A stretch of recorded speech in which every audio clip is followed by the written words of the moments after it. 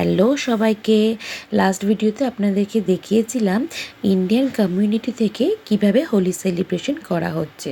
তবে আজকের এই ভিডিওটাতে কিন্তু দেখাচ্ছি যে ডান্সাররা নিজেদের মতন করে কিভাবে হোলি সেলিব্রেশন করছে। আজকেরটা টোটালি একটা পার্সোনাল প্রোগ্রাম এবং নিজেদের গার্ডেনেই এই প্রোগ্রামটা আয়োজন করা হচ্ছে।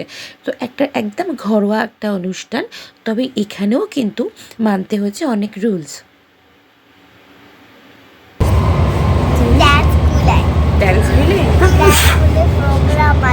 তাই আজকে তুমি হোলিতে নাচবে?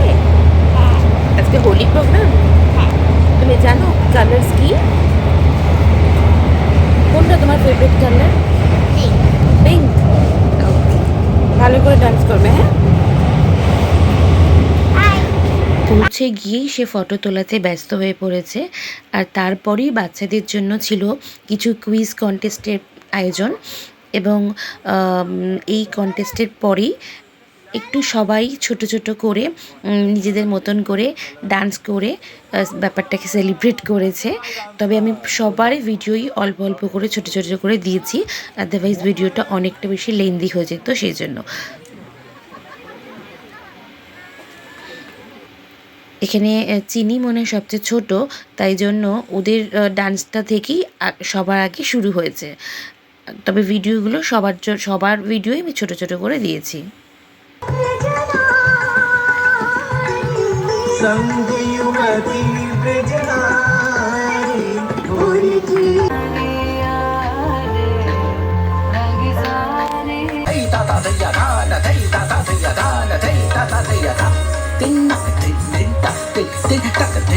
होली के रंग संग सबके दिल में उमंग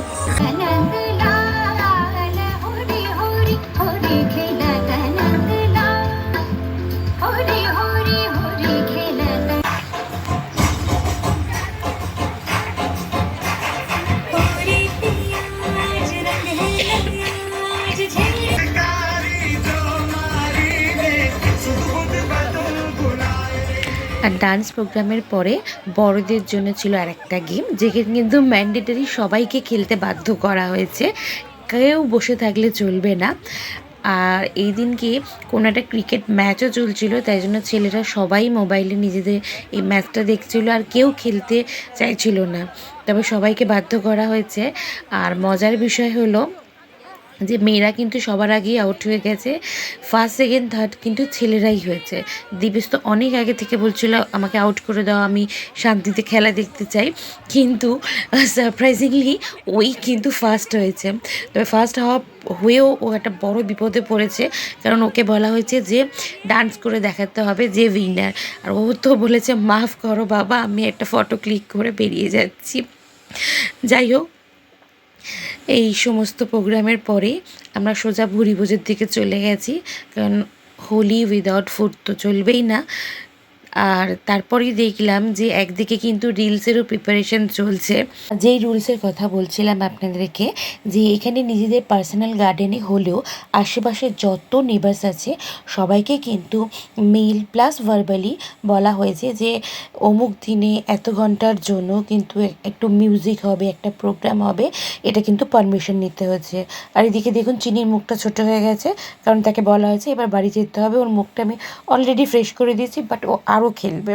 যাই হোক, বাট নেবার্সরাও কিন্তু সেদিনকে আমাদের সাথে এসে প্রচণ্ড মজা করেছে। তাই এই এক্সপিরিয়েন্সটাও আমাদের জন্য কিন্তু একদম অন্যরকম ছিল, খুব ভালো কেটেছে দিনটা। আপনাদেরও আগামী দিনটা আরও ভালো কাটুক, ভালো থাকবেন, ভালো রাখবেন। আশা করি ভিডিওটা ভালো লেগেছে।